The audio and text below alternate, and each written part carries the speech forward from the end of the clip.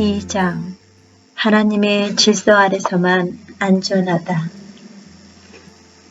이제 내 앞에는 도전이 그 거대한 모습을 드러냈다.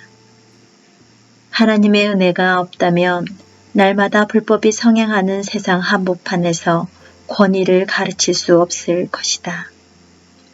따라서 이 책에서 다루는 내용은 이 세상 논리와 어긋나거나 거스를 것이다. 이 땅에 발딛고 사는 우리는 여러모로 이 책에서 만날 근본 진리와 다르게 생각하도록 세뇌되었다. 바로 이것이 우리 영혼의 적 사탄이 즐겨 쓰는 전술이다. 사탄은 우리를 자유케 하는 것을 속박하는 것인 듯 보이게 하고 우리를 속박하는 것을 매력있고 선한 듯 보이게 하는데 선수다. 시작부터 그랬다. 에덴 동산을 생각해보라. 사탄의 방법은 잘 먹혀들었고 사탄은 지금까지 그 방법을 바꾸지 않는다. 그래서 성경은 간곡하게 경고한다. 내 사랑하는 형제들아, 속지 말라. 너희는 이 세대를 본받지 말고 오직 마음을 새롭게 함으로 변화를 받아 하나님의 선하시고 기뻐하시고 온전하신 뜻이 무엇인지 분별하도록 하라. 경험을 돌아보면 가장 강하게 저항하며 하나님의 말씀을 안 듣는 사람은 서구인이다. 이유는 당연하다. 민주주의 사고방식으로는 하나님 나라의 원리를 이해하기 어렵기 때문이다. 민주주의는 세상 나라들에나 적합하다. 하나님 나라는 글자 그대로 왕국이다.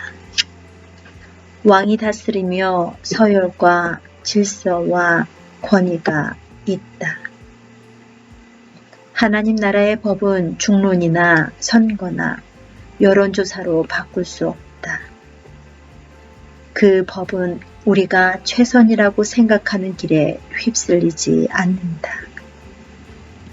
오늘날 우리는 사무엘이 나라의 제도를 백성에게 말하고 책에 기록한 것처럼 하나님 나라의 원리를 배워야 한다. 사회가 우리에게 하나님 나라의 길을 심어주지 않기 때문이다. 신자로 살면서 동시에 자기가 사는 세상의 문화가 권위에 대해 규정하는 의식에 따라 살아가려면 잘해야 무기력해지고 최악의 경우 위험에 처하고 만다. 세상 나라의 문화적 사고방식대로 권위를 따른다는 것은 참 생명의 근원이신 하나님과 자기 사이를 막아버리는 것이요.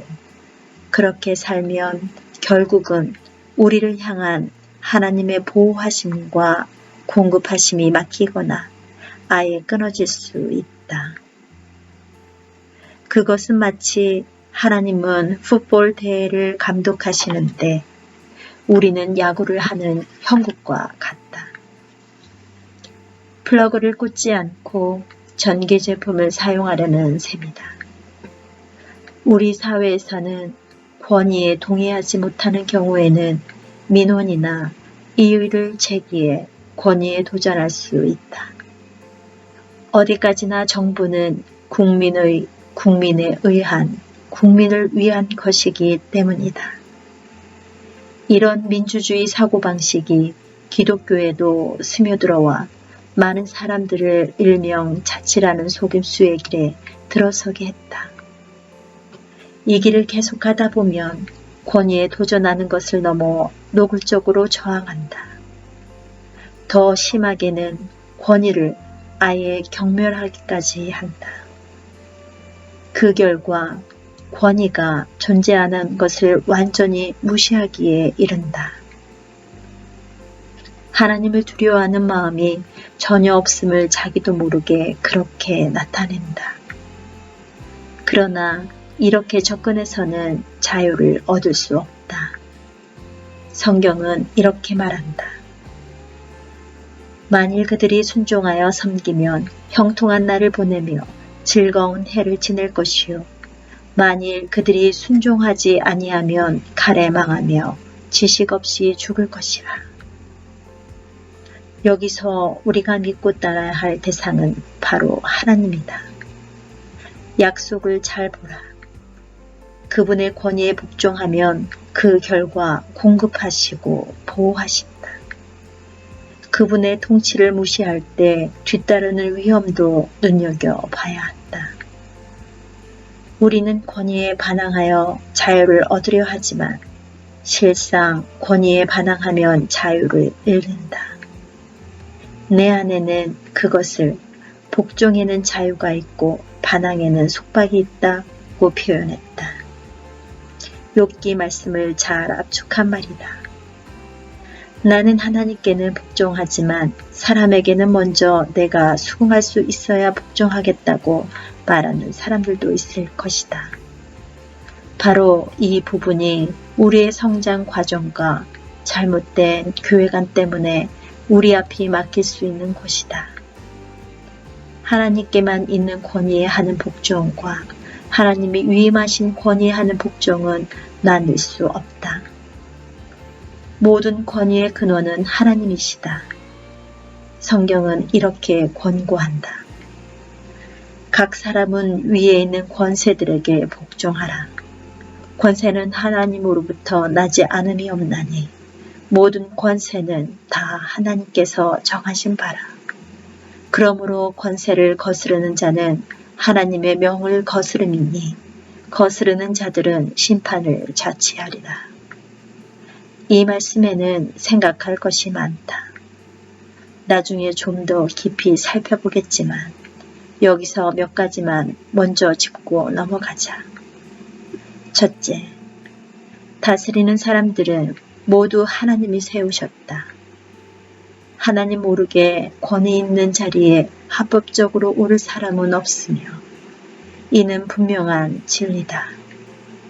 사람들이 이 개념을 받아들이지 못하는 일반적인 이유는 그동안 만난 지도자들이 비열하고 잔인하고 가혹하고 부정직했기 때문이다. 하지만 저 말씀을 다시 새겨야 한다.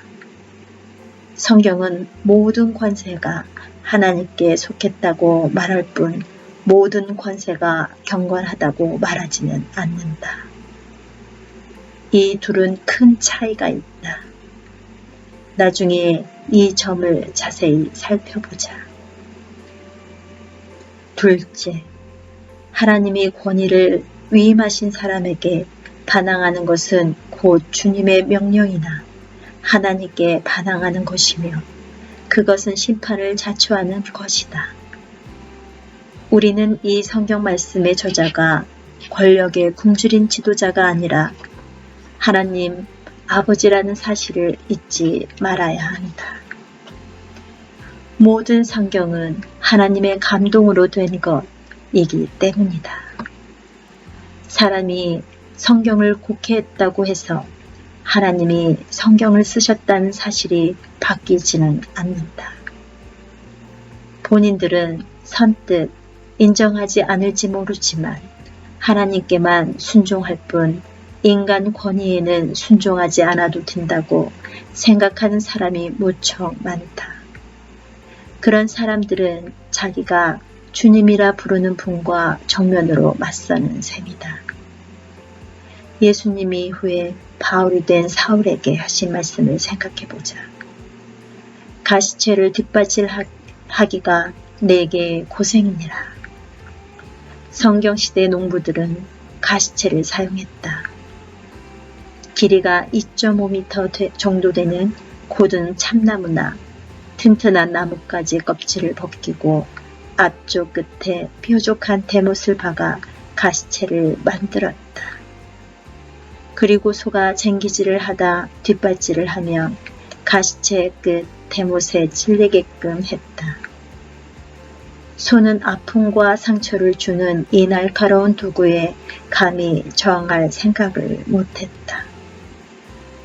이 말은 바울 시대에 위에 있는 권위나 세력에 저항하는 것이 부질없음을 나타낼 때 사용하던 속담이다. 요즘으로 치면 가시채는 못이라고 할 수 있다. 날카로운 못에 발길질을 하는 것은 지독히 멍청한 짓이다. 자기만 고통스러울 뿐이다.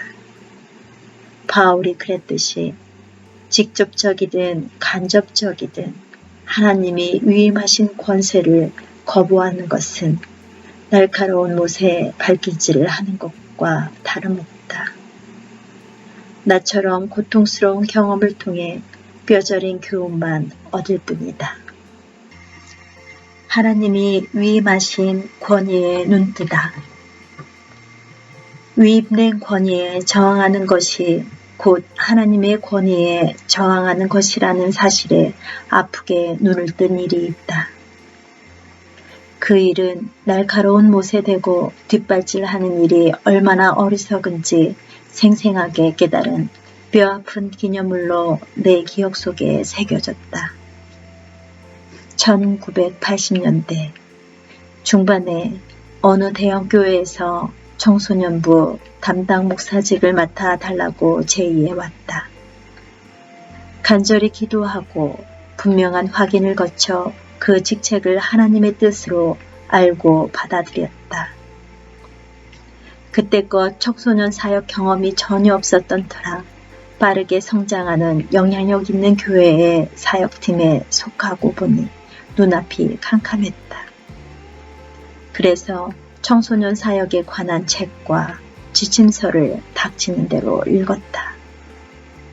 그중 루이지애나주에 있는 교회 청소년부 담당 목사가 쓴 책을 읽다가 그 교회 사역 프로그램이 무척 괜찮다 싶어 그 길로 그 교회로 전화를 걸었다. 혹시 청소년부 모임에 직접 참여할 수 있는지 물었더니 감사하게도 흔쾌히 반겨주었다. 도착하던 날 저녁에 바로 청소년부 수요 예배에 참여했다. 정말 대단했다. 1500석 규모의 청소년부 강당이 따로 있었는데 자리가 거의 다 찼다. 레크레이션을 하지도 애써 쉽고 부담 없는 메시지를 전하지도 않았다. 메시지는 순수하고 힘이 있었다. 학생들은 정말로 그 모임에 심취해 있었고 나는 전율을 느꼈다. 배울 만한 대상을 제대로 선택했다고 확신했다. 이튿날 교회에서 사역자들을 만났다. 그 자리에서도 믿기지 않는 사실을 알게 되었다. 청소년부 교육관이 따로 있었고 전임 간사 2명에다 청소년부를 담당하는 전임 목사만도 4명이나 되었다. 그 목사 4명과 이틀 동안 여러 모임에 참여했다. 출석이 난 수치는 가히 경탄을 자아냈다. 당시 1250명이 모임에 참여했는데 그 수는 놀라운 속도로 계속 불어나고 있었다. 네 사역자들의 말은 한결같았다. 사역 성공의 비결은 매주 금요일 저녁 100개가 넘는 곳에서 여는 파티였다. 학생들의 구원을 목표로 한 가정 셀 그룹을 파티라고 불렀다. 개념은 아주 단순하지만 의미심장했다. 구원받지 못한 10대 청소년들을 교회에 데려오기는 어렵지만 파티에 데려오기는 쉽다. 모든 이들이 주중에 학교에서 한 사람을 정해 금요일 저녁 파티에 초대한다. 파티에서는 함께 먹고 교제하고 CCM을 듣는다. 이어 미리 리더를 정해준 준비한 성경 그룹 토의를 시작해서 결국 구원을 주제로 한 대화로 이어지게 한다. 그런 다음 참석한 학생들에게 자기 삶을 예수님께 드릴 기회를 준다. 그 결과 그곳에 처음으로 온 수많은 학생들이 구원을 얻었다. 결단한 학생들은 따로 한쪽에 모여 교제와 교회의 중요성을 배우며 서로 이름과 전화번호를 교환한다. 리더는 그 학생들을 수요 예배에 초대한다. 나도 파티에 참석했는데 수많은 학생이 예수님께 자기 삶을 드리는 광경에 감동했다. 교회로 돌아온 후 거기서 배운 것을 우리 교회 청소년부 전도사에게 들려줬다. 기도 후 우리도 그렇게 사역을 하라고 인도하신다고 느꼈다. 그래서 주일 예배 후에 그 비전 담당 목사에게 들뜬 마음으로 이야기했다. 감사하게도 담임 목사는 나를 격려했다. 좋습니다, 목사님. 해보십시오. 최선을 다해 준비하다. 기도 중에 하나님은 내게 계획을 주셨다. 나는 리더들을 준비시키기 위해 즉시 리더 훈련을 시작하기로 했다. 화요일 저녁 전체 청년부 모임 때 이 사실을 발표했더니 기쁘게도 다음 주일 아침에 70명이 리더 훈련을 받으러 왔다. 그때부터 6개월 동안 충성, 순결, 헌신, 섬김, 비전 등 리더십의 모든 원리를 매주 가르치기로 했다. 5개월 후 주님은 내 마음에 이런 말씀을 하셨다. 리더 훈련에 등록한 학생들 가운데 24명을 뽑아 제자 훈련을 시작해라. 파티의 첫 리더들을 그 중에서 뽑아야 할 것이다. 나는 즉시 가정셀 그룹의 첫 리더를 맡을 학생들을 훈련시키기 시작했다. 그 후 2개월간 가정셀 그룹 파티 리더를 준비시켰다. 화요일 저녁 청소년부 모임에서 파티의 비전을 설교했다. 전도사와 함께 리더 커리큘럼을 비롯해 파티 장소, 지역 나누기, 그룹 확장과 향후 관리 방법 등 많은 세부 사항을 정했다. 내 길 잃은 영혼에 대한 거룩한 부담을 품고 그들을 구원한다는 목표 아래 우리는 혼신의 힘을 다했다. 모두 흥분했다. 비전은 리더들에게 청소년부 예배에 오는 아이들 사이로 퍼져나갔다. 학생들은 이미 파티에 누구를 가장 먼저 초대할지 이야기하며 기대에 찼다. 우리는 파티에 온 믿지 않는 학생들의 심령을 움직여 반응하게 하시며 그들이 예수님이 필요함을 깨닫고 구원받게 해달라고 하나님께 기도했다. 전도사와 나는 예배당에 화요일 저녁마다 10대 청소년 2,500명이 꽉 들어찬 모습을 상상했다. 이렇게 준비하는 모든 이에게 비전과 열정이 충만했다. 충격적인 결정. 첫 파티를 열기 3주 전 교육자 회의에 참석했다. 그런데 담임 목사가 부목사들에게 청천벽력 같은 말을 했다. 여러분, 성령께서 내게 우리 교회 방향이 가정셀 그룹을 하지 않는 것임을 보여주셨습니다. 그러니 현재 교인들 집에서 하는 모든 소그룹 모임을 중단하십시오. 내 귀를 의심했다. 뭔가 착오나 오해가 있는 게 분명했다. 청소년부 전도사는 충격에 휩싸인 눈빛으로 나를 바라보았다. 나는 이런 생각으로 나 자신을 달래려 했다. 청소년부는 아니겠지. 목사님은 다른 부서 목사들한테 말하시는 거야.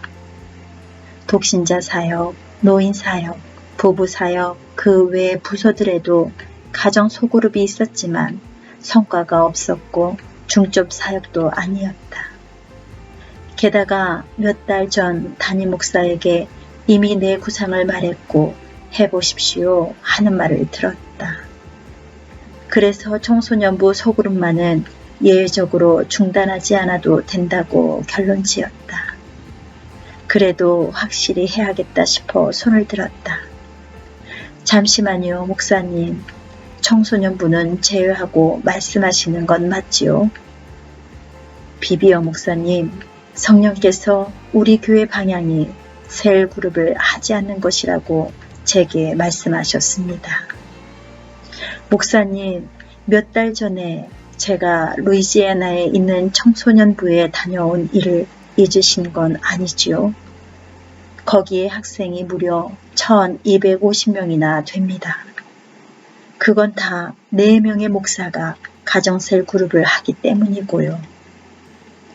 비비어 목사님, 성령께서 우리 교회 방향이 셀그룹을 하지 않는 것이라고 제게 말씀하셨습니다.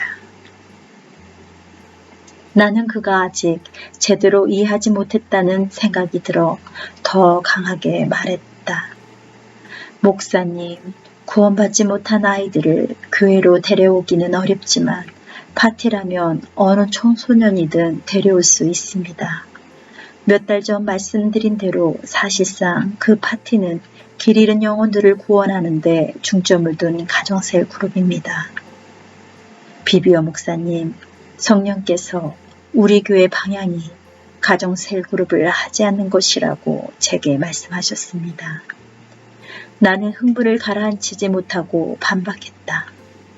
목사님, 우리 예배당도 2,500여 명의 청소년으로 가득 찰 수 있습니다.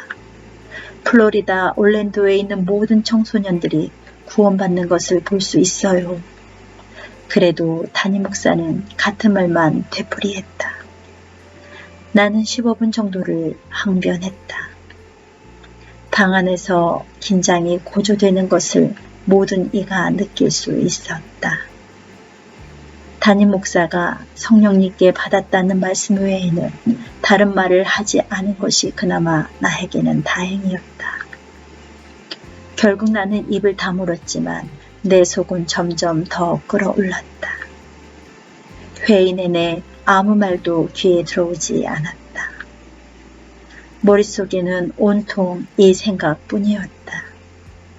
우리는 8개월 동안이나 이 일을 준비해왔어. 우리가 이렇게 준비해왔다는 것을 목사님도 아셨어. 내가 몇 달 전에 말했으니까. 그런데 수백 명, 아니 수천 명의 학생들이 하나님 나라에 들어올 이 통로를 어떻게 막을 수 있지? 목사님은 지금 하나님의 역사를 가로막고 있어. 이제 아이들에게 뭐라고 말해야 하지? 리더 훈련 중인 사람들은 어떻게 생각할까? 나는 루이지애나까지 다녀왔어. 이 무슨 시간 낭비에다 돈 낭비지. 어떻게 이런 일이 있을 수가, 믿을 수가 없어. 생각은 끝이 없었다. 아무리 생각해봐도 나는 옳고 하나님 편에 있었고 담임 목사는 그것을 보지 못한 게 분명했다. 회의가 끝나자마자 손살같이 회의실에서 나와버렸다. 현명한 선배의 부목사 한 명이 나를 붙들고 진정시키며 지혜와 위안의 말을 들려주려 했다. 하지만 나는 단호하게 뿌리쳤다. 목사님, 지금은 정말 말할 기분이 아닙니다. 그는 내 태도를 보고 부질없는 일이라 생각했는지 이내 뒤로 물러섰다. 집으로 차를 몰고 오는 내내 담임 목사가 그런 어처구니 없는 실수를 저지를 온갖 이유를 상상했다. 생각할수록 분노는 커져만 갔다. 파티가 얼마나 효과적인지 잘 알지도 못하면서 무조건 퇴짜를 놓다니. 제대로 알아보지도 않고서 지난 몇 달간 애쓴 결과물을 이렇게 갑자기 내동댕이 쳐도 되는 것인가. 담임 목사는 교회와 청소년부를 급성장시킬 수 있는 절호의 기회를 차버린 거야. 사람들이 구원받지 못하도록 방해꾼이 된 거라고. 집으로 오는 긴 시간 내내 온갖 생각이 머릿속을 맴돌았다. 분명 내가 옳았다. 그 회의에서 일어난 일은 절대 정당화될 수 없었다. 집에 가서는 나를 반기며 맞는 아내에게 인사도 건네지 않은 채 속이 상할 대로 상한 목소리로 말했다. 그 사람이 무슨 일을 했는지 아마 당신은 상상도 못할 거예요. 내 오조가 예사롭지 않은 걸 보고 아내는 걱정스레 물었다. 그 사람이라니요. 누가 무슨 일을 했는데요? 담임 목사님이 가정셀 그룹 파티를 중단시켰어요. 우리가 8개월 동안이나 준비해온 일을 목사님이 일순간 중단시켰다고요. 이게 말이 돼요. 아내는 나를 보며 아주 솔직하고 진지한 목소리로 말했다. 하나님이 당신한테 가르치실 게 있나 봐요. 그 말만 남기고는 조용히 침실로 들어갔다. 이제는 아내에게도 화가 났다. 아내도 담임 목사 못지않게 영적 분별력이었고 어리석어 보였다. 나는 쿵쾅거리며 부엌으로 들어가 한 발을 의자에 올려놓고는 창밖을 보며 담임 목사가 틀렸다는 생각을 계속해서 곱씹었다. 거기다가 내 아내마저 한없이 둔하고 분별력이 없다는 생각까지 더해지니 속이 부글부글 끓었다. 내 사역이냐, 내 사역이냐. 창밖을 한참 내다보는데 문득 성령께서 내 마음에 말씀하셨다. 존, 너는 지금 누구의 사역을 하고 있지? 내 사역이냐, 내 사역이냐. 나는 엉겹결에 소리 내 대답했다. 지금 무슨 말씀이세요? 주님의 사역이지요. 아니다. 그렇지 않다. 너는 내 사역을 하고 있다.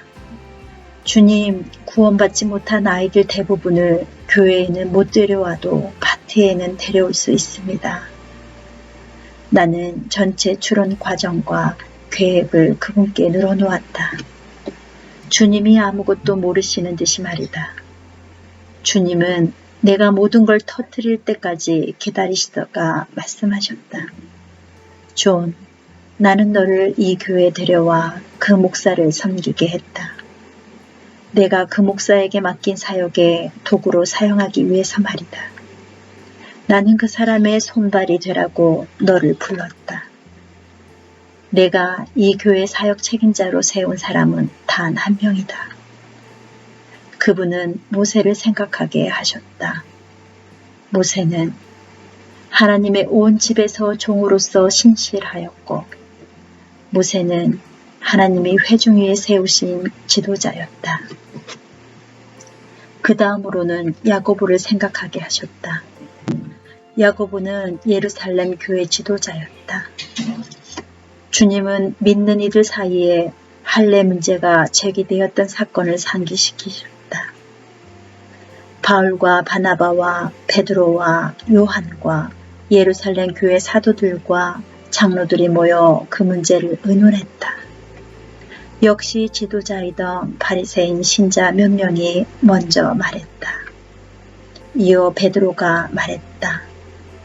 바울과 바나바가 하나님이 이방인 중에서 하신 일을 보고했다. 모든 말을 마치자 야고보가 일어나 모든 발언을 요약한 뒤 그러므로 내 의견에는 하고 결론 지었다.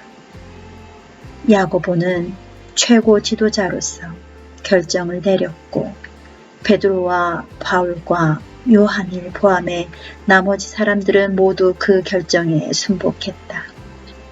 이런 역학은 천사가 감옥에서 베드로를 풀어주는 장면에도 나타난다.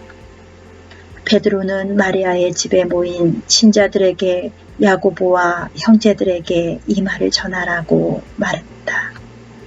누가와 바울 일행이 예루살렘에 왔을 때 상황을 누가는 이렇게 기록했다. 형제들이 우리를 기꺼이 영접하거늘 그 이튿날 바울이 우리와 함께 야고보에게로 들어가니 장로들도 있더라. 이 두 사건에서 베드로와 바울은 왜 야고보를 찾았는가? 이름을 따로 언급한 것으로 보아 야고보는 분명 최고 지도자였다. 이 점을 밝히신 후 성령은 내게 계속 말씀하셨다. 존, 내가 너로 이 목사를 섬기게 한 그 기간에 대해 심판날 내가 내 앞에서 맨 먼저 할 말은 플로리다 올랜도에서 청소년 아이들을 얼마나 많이 구원으로 인도했느냐 하는 것이 아니다. 내가 내 위에 세운 목사에게 얼마나 충성했느냐 하는 것부터 심판받을 것이다. 그분이 이어서 하신 말씀에 나는 충격을 받았다. 내가 올랜도에 있는 청소년들을 모두 구원하더라도 내가 내 위에 세운 목사에게 복종하고 충성하지 않은 것 때문에 심판을 받을 것이다. 그 말씀을 듣는 순간 새삼 하나님을 두려워하는 마음이 살아났다. 나는 자신을 방어하려던 것을 모두 중단하고 주님 손에 나를 맡겼다. 존, 내가 계속 내가 고집하는 방향으로 간다면 청소년부와 교회는 서로 가는 길이 달라질 것이다. 내가 교회의 분열을 일으킬 거라는 말이다. 디비전에서 D라는 접두사를 둘 뜻한다. 그렇다면 분열이란 비전이 두 개라는 뜻이다. 오늘날 교회와 가정이 분열되는 이유는 무엇인가? 비전이 나누었기 때문이다. 하나님이 정하신 권위에 복종하지 않는다는 뜻이다. 머리가 둘인 기관은 분열될 수밖에 없기에 하나님은 지도자를 세우신다. 회개와 영적 성장. 나는 즉시 반항적 태도를 회개했다. 기도가 끝나고 무엇을 해야 하는지 알았다. 담임 목사에게 전화를 걸었다. 목사님, 존 비비어입니다. 목사님께 용서를 구해야 할 것 같아서요. 하나님께서 제가 목사님의 권위에 반항하고 있다는 것을 가르쳐 주셨습니다. 제가 큰 죄를 지었습니다. 용서해 주십시오. 가정셀 그룹을 즉시 중단하겠습니다. 그는 아주 너그러이 나를 용서했다. 전화를 끊자마자 성령께서 물으셨다. 이제 이번 주말에 리더 훈련 중인 24명에게 어떻게 말할 생각이냐? 리더들에게 슬픈 어조로 말하는 내 모습이 눈앞에 그려졌다. 얘들아, 기가 막힌 일이 생겼어. 아이들이 다 걱정스레 나를 쳐다보며 묻는다. 뭔데요? 나는 착 가라앉은 어조로 말을 잇는다. 너희도 알다시피 우리가 8개월 동안 공들여 준비한 가정 셀그룹을 글쎄 담임 목사님이 그만두라고 하셨어. 금요일 저녁 파티는 물 건너갔다. 아이들 모두 그 결정을 못마땅해 하며 탄식하고 투덜대는 모습이 보인다. 다들 담임 목사에게 화가 났다. 우리는 다 피해자다. 물론 담임 목사는 나쁜 사람이 되고 나는 계속 좋은 사람이다. 이 장면을 마음에 떠올리고 나자 성령이 물으셨다. 그렇게 할 작정이냐? 아닙니다. 다음 모임 때 나는 자신감 있게 웃는 얼굴로 리더 훈련을 받으러 온 아이들에게 갔다. 그리고 열정이 담긴 소리로 발표했다. 얘들아, 기쁜 소식이 있어. 그들은 기대하는 표정으로 물었다. 뭔데요? 하나님이 우리를 구해주셨다. 우리는 하나님의 뜻이 아닌 일을 시작하고 추진할 뻔했어. 담임 목사님이 교육자 회의에서 말씀하셨는데 성령님이 우리 교회에 원하시는 방향은 가정 셀 그룹을 하지 않는 것이라고 하셨대. 그래서 다행히 파티를 즉각 취소하기로 했다. 아이들은 모두 내 흥분이 전염된 듯 이구동성으로 소리쳤다. 예, 좋아요. 아이들 때문에 어려운 일은 조금도 없었다. 이 경험을 통해 나만 성장한 것은 아니다. 우리 모두 성장했다. 나중에 아이들에게 그 일의 자초지종을 들려주었다. 그리고 지금 그 24명 중 다수가 전임 사역자로서 훌륭히 사역하고 있다. 하나님 뜻에 줄이고 목마른 마음. 돌이켜보면 그때가 내 인생과 사역에서 결정적인 고비였다. 내 논리를 포기하지 않고 계속 주장하고 고집을 부렸다면 지금은 완전히 다른 곳에 있을 것이다. 어쩔 수 없이 파티는 취소했겠지만 나는 저항과 교만과 완고한 마음을 버리지 못했을 것이다. 절대 잊지 말라. 하나님이 원하시는 것은 겉으로만 하는 순종이 아니라 상하고 통회하는 마음이다. 하나님 뜻에 줄이고 목마른 마음이다. 그래서 다윗은 이렇게 말했다. 주께서는 제사를 기뻐하지 아니하시나니 그렇지 아니하면 내가 드렸을 것이라. 하나님께서 구하시는 제사는 상한 심령이라. 하나님이여 상하고 통회하는 마음을 주께서 멸시하지 아니하시리이다. 평생 막대한 희생을 하고 오랜 시간 봉사하고 무보수로 섬기고 잠자는 시간을 줄여가면서 더 많은 사람을 구원할 길을 궁리하며 온갖 일을 할 수 있다. 사역은 하자면 한이 없다. 그 모든 희생에 사로잡힌 채 자신과 자신의 수고를 하나님이 기뻐하신다고 착각할 수 있다. 그러나 그 모든 활동의 핵심 동기를 가만히 살펴보면 우리 자신의 아집에 속은 경우도 많다. 하나님은 복종, 즉 참된 순종을 기뻐하신다. 하나님의 권위에 복종하는 것이 중요하다는 것을 밝힐 뿐만 아니라 나아가 순종에 대한 기쁨과 열정을 갖게 하는 것이 이 책의 목표다. 방금 나눈 간증에 의문이 많이 생길 것이다. 셀 그룹을 시작하라고 하나님이 당신에게 말씀하지 않으셨나요? 교회가 나아갈 방향에 대한 담임 목사의 생각이 들렸다면 어떻게 합니까? 당신이 마땅히 셀 그룹을 해야 한다면, 즉 담임 목사가 틀렸고 당신이 맞으면 어떻게 됩니까?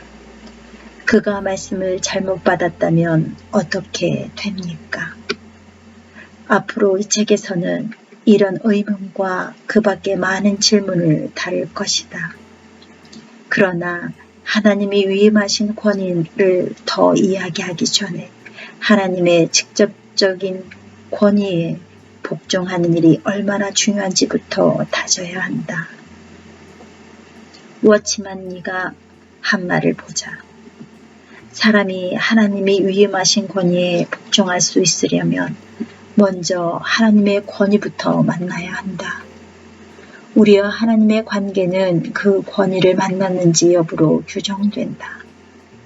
그런 권위를 만났다면 우리는 하나님한테 붙들려 있기에 앞으로 어디서든 다른 권위를 만나도 그분이 우리를 쓰실 수 있다. 하나님께 복종하는 일이 얼마나 중요한지 성경적 기초부터 쌓아야 한다.